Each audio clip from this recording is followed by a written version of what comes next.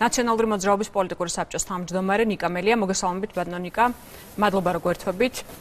მოდი დავიწყოთ ბოლო განცხადებებით ბრიუსელიდან, სადაც კიდევ ერთხელ ამჯერად საგარეო ურთიერთობათა კომიტეტის თავმჯდომარემ ახსენა სიტყვა პოლიტპატიმარი და გაკეთდა განცხადება, რომ ისინი ელოდებიან გიორგი რურუას გათავისუფლებას.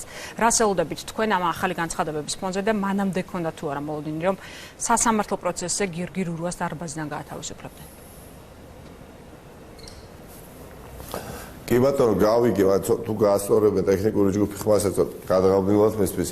დიახაც, მე მგონია ვერაფრით გაგაკვირვებთ ამ საკითხზე საუბრით, ახალს ვერაფერს ვიტყვი, თუ არა ის, რასაც თვალყურს ვადევნებთ ყველანი. პრაქტიკულად მთელი საერთაშორისო საზოგადოება, მთელი საერთაშორისო პოლიტიკური სპექტრი ერთხმად საუბრობს იმაზე, რომ პოლიტიკური პატიმრები უნდა გათავისუფლდნენ.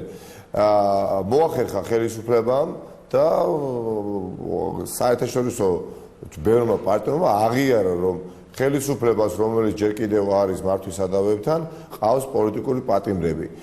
ამის შემდეგ როგორ გამოვითარდა ქრონოლოგიურად პროცესი გახსოვთ, ხო? უარყო 1-მა, 2-მა, 3-მა, 4-მა სპიკერმა ქართული ოცნების წარმომადგენელმა ბრიფინგები მიუძღვნეს. რატო? იმიტომ რომ იყვნენ წახალისებული ბიძინა ივანიშვილის მიერ და ისინი დარწმუნებულები იყვნენ, როდესაც საუბრობდნენ, რომ პოლიტიკური პატიმრები არ გათავისუფლებიან, ისინი მართლაც დარწმუნებულები იყვნენ, რომ არ გათავისუფლებოდნენ. აი თალაკვაძე, ბატონი კობახიძე და ასე შემდეგ. მაგრამ მოვიდა დღე, ერთჩვენიერი დღე გათენდა და ბიძინა ივანიშვილმა შეცვალა ეს გადაწყვეტილება და ძალიან უხერხო მდგომარეობაში ჩააყენა საკუთარი გუნდის წევრები და არ შემიძლია აქ არ თქვა, რომ საკუთარ ოპონენტებს, ოპოზიციური პარტიის ლიდერებს უფრო მეტ პატივს სცემს ბიძინა ივანიშვილი, დაწუნებული ამაში, ეხა ჩვენიერიდება, ეშინია, საფრთხეს ხედავს თუ ყოველ შემთხვევაში რა ფიქრები ეშლება ამაში დრო არ დავხატოთ, ფაქტია რომ ანგარიშს გვიწევს, ხო და თავადაც არაერთხელ უთქვამს, რომ ეს რა ხალხია თავს უტყამენ კედელზე ეხეთ. ანუ თქვენ გაგიწიათ ამ შემთხვევაში ანგარიში ბიძინა ივანიშვილმა? არა, თუ შეიძლება, არა, სხვა რაღაცა სხვა არ ნებდებიან და ფარხმას არ ყრიან. საკუთარ გუნდის წევრებს და მთავრობის წევრებს საერთოდ არაფრად აგდებს. ღირსებას ყრის ყოველდღიურ რეჟიმში, ხა რასაც ის კადრულობს ამ ახალგაზრდების მიმართ, თალაკვაძე კობახიძეს მიმართ, ეს არ ჯდება არანაირ, ასე ვთქვათ, ნორმალური ურთიერთობის ფარგლებში. ხა შეიძლება რომ 4 დღის განმავლობაში გულზე ჯირი არტყვევიო კობახიძეს და თალაკვაძეს და თქვენს ტელეეთერშიც იყო, თუ არ ვწდები, პარლამენტის თავმჯდომარე. მათი არგუმენტი მოვისმინეთ ჩვენ ამ საკითხზე, რომ მათ ბრიფინგი დაგაიგეს ეს გადაწყვეტილება და არ ქონიათ კონსულტაციები. ბატონი კაკულიას ეთერში ის და მე ვუყურე თქვენს ღამის ეთერს, სადაც სტუმრად ყავდათ ბატონი თალაკვაძე და რა გითხრათ, ეხა ადამიანები წყობრიდან იყო გამოსული და აპლომბით საუბრობდა, რომ ქვეყანას ჩვენ ხელისუფლების პირობებში არ ყავსო პოლიტიკური პატიმრებიო და ვისაც ისინი უწოდებენ პოლიტიკურ პატიმრებსო, ერთ ისინი არ არიანო პატიმრები პოლიტიკური და მეორე არ გათავისუფლებიან სანამ საჯელს არ მოიხდიანო. ეხა და ნახეთ 2 დღეში რაც მოხდა. ბატონი, აი როგორ გესახებათ ეხა გიორგი რურუას გათავისუფლება? იმ შემთხვევაში განაჩენი დამდგარი იყო, ხო, იმ ორ საქმეზე, ოქროაშვილისა და გიგი უგულავას საქმეზე და აქ რა მექანიზმს ხედავთ? როგორ შეიძლება რომ თქვა მოხდეს მისი გათავისუფლება? აქ ბევრად უფრო აქ ბიძინა ივანიშვილს ბევრად უფრო ნაკლები ძალისხმევის გაწევა დაჭირდება, მას დაჭირდება ერთი მორიგი ზარის გახორციელება პროკურატურაში, როგორც დღენია და კეთდება სერიოზულ საქმეებთან მიმართებაში და პროკურატურა დაახლოებით საათნახევარში გააფორმებს საპროცესო შეთანხმებას ან ამქვეყნი ღონისძიების სახეობას შეუცვლის წინასაპატიმრობაში ყოფ ბატონ რურუას, ვინაიდან მის წინააღმდეგ არ არის სასჯელი გამოტყუებელი განაჩენის სახით გამოტანილი და გათავისუფლდება ეს ბატონი ისევე როგორც გათავისუფლდა და შეგახსენებთ ბატონი კოშაძე, ირაკლი ოქროაშვილის მეგობარი, გახსოვთ ხომ, იარაღი რო ჩაუდეს. ერთი-ერთი იდენტური საქმის, ასე ვთქვათ, აღძვრის შემდეგ დააკავეს ირაკლი ოქროაშვილის ახლო მეგობარი სანამ ირაკლი ოქროშვილს დააკავებდნენ, იარაღი ჩაუდეს და გაათავისუფლეს. ბატონ ნიკოშაძე როგორ საპროცესო შეთანხმება, უბრალოდ გირაო შეუფარდეს, ხო ციხეში ყავდა გამოუშვეს. ბატონ რუასაც ჩაუდეს იარაღი და ასევე გამოუშვეს ბატონ ივანიშვილი და რატომ ვარ დარწმუნებული რომ გამოუშვეს, იცით? ბიძინა ივანიშვილი რამ დააფრთხო? გულახდილები რო ვიყოთ. დააფრთხო საერთაშორისო საზოგადოების მზარდმა პროტესტმა. პროტესტი, რომლის ხმაც უფრო და უფრო ხაფი იყო და უფრო და უფრო მახვილი ხდებოდა, ხო? და სადღაცა ჰორიზონტზე დაინახა ალბათ სანქციებიც და როდესაც სასტორზე დადგა საკუთარი გუნდის წევრების ღირსება და პატივმოყვარეობა და მეორე სასტორის სპინაზე მისი ფული, ხო? რომელსაც იგი უბთხილდება და გამრავლებად არის დაკავებული, რა თქმა უნდა არჩია ფული. ამიტომ მე მინდა გითხოთ საარჩევნო საკონსულტაციოლებთან დაკავშირებით ბატონ ნიკა. აი ხა გეტყვი დავასრულებ. რატომ ვარ დარწმუნებული, რომ ორი პატიმარი, პოლიტიკური პატიმარი, რომელიც გათავისუფლდა, რაც იყო აღიარება ბიძინა ივანიშვილის მხრიდან, რომ პოლიტიკური პატიმარი ყოლია, აზ მოკლებული არის მისთვისვე თუ მესამე პოლიტიკურ პატიმარსაც არ გამოუშვებს. იმიტომ რომ თუ მესამე პოლიტიკურ პატიმარი არ გათავისუფლდება, შეთანხმება ვერ აღსრულდება. შესაბამისად, საერთაშორისო საზოგადოებას კვლავ ექნება მასთან სერიოზული კითხვის ნიშნები, ესე ვთქვათ. ამიტომ ვარ დარწმუნებული, როგორც თქვენ გერთვებით. თქვენ ბრძანეთ რომ არაპირებთ თუ რუ არ გათავისუფლდება საკონსტიტუციოლებების მხარდაჭერას და უმრავლესობა თქვენ გაკისრებთ პასუხისმგებლობას. აი დღეს იყო ირაკლი კობახიძის ახალი განცხადება, რომელმაც თქვა რომ თქვენ დაგეკისრებათ პასუხისმგებლობა თუ ეს ცვლილებები ჩავარდა და ხშირად ისმის ხოლმე ესეთი ფრაზები რომ რატომ არის სწავლობის ნიშანი ქვეყნისთვის ასეთ მნიშვნელოვან საკითხსა და ერთი კონკრეტული პირის გათავისუფლება არ გათავისუფლება შორის. აქ არ არის ერთ კონკრეტულ პირზე საუბარი. არ შეიძლება ამ პრობლემის დაყვანა ერთ კონკრეტულ პირამდე, რომელიც სხვათა შორის ზუსტად ისევე როგორც ირაკლი ოქროშვილი და გიგი ულგულავა საუბრობს დღესაც და წერილიც აქვს მოწერილი, ხო ციხიდან რომ საკუთარ პერსონალურ ბედს არ უკავშირებენ ასე ვთქვათ სახელმწიფოებრივი საკითხების განხილვას და ამბობენ რომ თუ კი ჩათვლით საჭიროდ მიიღეთ ის გადაწყვეტილება რომელიც უნდა მიიღოთ ქვეყნის საკითხით დღეოდ მე აქ ვიждები ასევე საუბრობდა ირაკლის და გიგიც ხო აქ უბრალოდ პრინციპის საკითხია აქ სახელმწიფოებრივი ინტერესი დევს აქ ბიძინა ივანიშვილისთვის ფრთების მისი ოლიგარქიული წასყობილების ფრთების შეკვეცის საკითხი დგას რაც შეეკვეცა კიდევაც და პრაქტიკულად პარტია დაიშალა ეგეთი რაღაცა გინახავთ ხალბატონო მე მსგავსი რამე არ მინახავს რომ ორი პატიმარი კარგით, არ იყვნენ პოლიტიკური პატიმრები, ხო, როგორადაც ასახებს ახლა ქართული ოცნება და უნდა რომ ძალიან უნიჭოდ დაგვაჯეროს ეს ქალბატონმა საუბრობ ზურაბიშვილმა გააკეთა და დაუკითხავთ. ორი არაპოლიტიკური პატიმარი, თქვათ, ორი პატიმარი გამოვიდა ციხიდან და პარტია სახელმწიფო ქართული ოცნება პრაქტიკულად დაიშალა.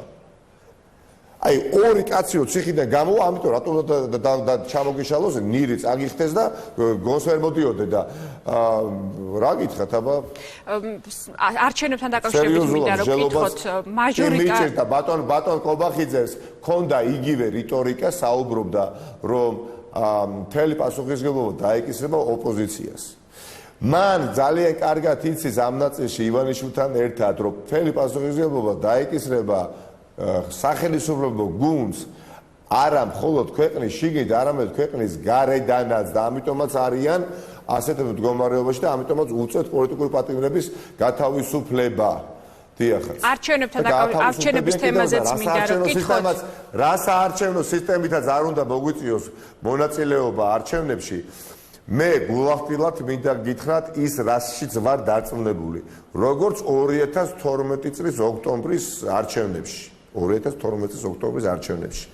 არაფერი, არც მიწიერი და არც ზეციერი ძალა არ უშველიდა ნაციონალურ მოძრაობას, ხო? და განწირულები იყვნენ მარცხისთვის. აი ზუსტად ანალოგიურ მდგომარეობაში არიან წელს ქართული ოცნების წარმომადგენლები და მათი პოლიტიკური თქვენ რა კონფიგურაციით წარსდგებით არჩევნებზე, ვიცი რომ მაჟორიტარებთან დაკავშირებით კონსულტაციები უკვე დაწყებულია. პრინციპზე ხართ შეთანხმებულები, რა პრინციპით მოხდება მაჟორიტარული ოლქების გადანაწილება პარტიებს შორის? დიახ, ჯერ არაორდინალურ ვითარებაში ვართ, ალბათ არ არის ჩვეულებრივი მოვლენა, როდესაც არჩევნებამდე 5 თვეა დარჩენილი, რაც არც ცოტაა და არც ბევრია ოპტიმალური დრო არის. თუმცა არ ვიცით საარჩევნო სისტემა როგორი იქნება პროპორციები მაჟორიტარების სასარგებლოდ და პირიქით, ხო, იქნება ეს 30 მაჟორიტარი თუ 73 მაჟორიტარი. აქედან გამომდინარე ჩვენ გვიწევს ორივე სცენარიოსთვის მომზადება 120-30 პროპორციისთვის და ასევე 60-70. მამუკამდინარაძის განცხადება იყო ბოდიში გაწყვეტინებთ, რომ იმდენმა გამოთქვა მაჟორიტარობის სურვილიო, რომ ალბათ უფრო მარტივი იქნებოდა მათთვის, რომ არა 30, არამედ 70 მაჟორიტარულ ოლქს შორის ყოფილიყო მათი შესაძლებლობა გადახმების კანდიდატურების გადანაწილებასთან დაკავშირებით. და სოციალურ ქსელშიც იყო ერთგვარი პოსტები, რომ აი ეს თემა მაჟორიტარული სისტემა, აი ამ პროტესტის და აი ამ დემდებათა ღელვის და ამ პროცესების შემდეგ დღეს უკვე რაღაცა გაყოფის თემაა და ჩვეულებრივი მოვლენარი. ეხლა მე რომ მეკითხებიან რომ აპირებ თუ არა მაჟორიტარი, ბუნებრივია რომ თქვა რომ არ ვაპირებ, ეხლა არასერიოზულად წარმოჩინდები, რომ მანიჭებს სიამოვნებას მაჟორიტარობა, ამას დაგიდასტურებ და არა, რატომ ვიცით, იმიტომ რომ გაცილებით მეტი შრომა და ძალისხმევა გჭირდება, ანუ გემატება გიხუთმაგდება საქმე, ხო? მაგრამ ვალდებულება არის ნებისმიერი პოლიტიკური ლიდერის, ხო? ეხლა თქვენ ზუგდიდში იქნებით თუ თბილისში, ბატონო ნიკა, პირადად? არ ვიცი, არა, გადაწყვეტილება არ არის მიღებული, მაგრამ ის რომ პოლიტიკური ლიდერები იქნებიან სხვადასხვა ოლქებში წარმოდგენილნი, აბა ეხლა მაჟორიტარობის კანდიდატი პოლიტიკოსი იქნება, ხო არ იქნება არსაიდან ასე თქვა სხვა სფეროდან მოყვანილი ადამიანი, ხო ეს რატო იწევს კითხავს, უბრალოდ არ არის ჩამოყალიბებული ბოლომდე მონახაზები არსებობს, მაგრამ საერთო ჯამში ჩვენ ფართო მაგიდის გარშემო უნდა მივუსხდეთ და ჩამოყალიბდეთ ურთიერთ კონსენსუსის საფუძველზე, სადღაცა ოლქებში ჩვენ შევთანხმდებით და ვეყოლება კონსენსუსი არის ამაზე პარტიებს შორის? იმიტომ რომ განსხვავებული პოზიციები იყო, მაგრამ ლელომ თქვა, რომ მათ საკუთარი კანდიდატები ეყოლებათ, გიცაც ცოტა განსხვავებული პოზიცია გარკვეულ საკითხებს. ნუ ლელოს სხვა გამოწვევა აქვს, გასაგებია, სხვა სტრატეგია აქვს, მაგრამ მათ აქვს დეკლარირებულად ნათქვამი, რომ რამდენიმე ოლქში ჩვენ განვიხილავთ რომ არ დავაყენოთ კანდიდატი თუ იქნება ანგარიშგანსაწევი ძლიერი ელექტორალური ღირებულების ოპოზიციური ლიდერი, ჩვენ არ დავაყენებთ.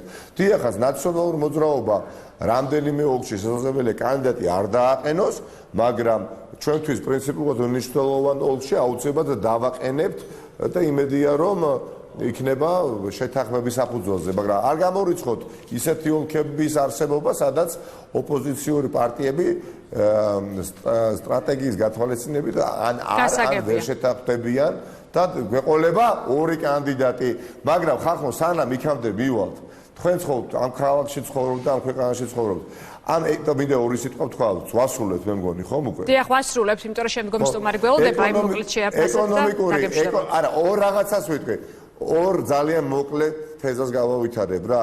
ხელისუფლება ძალიან სწრაფად გონს მოიგეთ, იმიტომ დღეს ვიყავი მე რამდენიმე მისამართზე ერთ-ერთ რაიონში თბილისის. იმაზე მძიმე მდგომარეობა ვიდრე მათ წარმოუდგენიათ. 4 თვეა გასული ეკონომიკური კრიზისის შემდეგ და არანაირი დახმარება არ მიუღიათ, არანაირი. ეხლა ბატონი გახარია რო საუბრობდა, რაზე საუბრობდა, რა ტურიზმის განვითარება, რო ისაუბრა ერთი თვის წინ 8-ჯერ, 9-ჯერ და 10-ჯერ ხორცი შეასხა, რაიმე სახის დახმარება რომელიმე ოჯახამდე შევიდა, არა.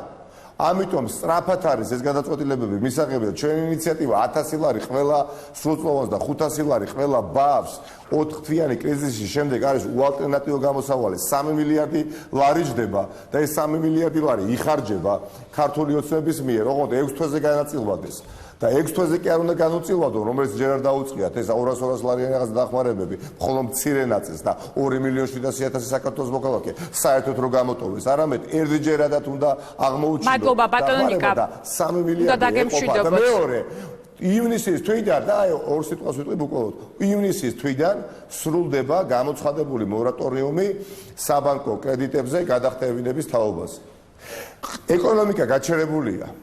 სამსახურები დაკარგულია, სამუშაო ადგილები არ არსებობს და აი ახლა ივნისის თვიდან, როდესაც მოქალაქეებს 10 და 7 მოქალაქეს აქვს ბანკის ვალი, მიადგებიან და ვალის გადახდას მოსთხოვს ბანკი და მე სავარაუდოდ აღმასრულებლები, საიდან უნდა გადაუხადოს მოქალაქე. მადლობა ბატონიკა, უნდა დაგემშვიდობოთ, შემდეგ გვექნება ისევ საშუალება რომ მოგიწვიოთ და მოვისმინოთ თქვენი მოსაზრებები. დიდი მადლობა რომ ჩაგვერთით პირდაპირ ეთერში.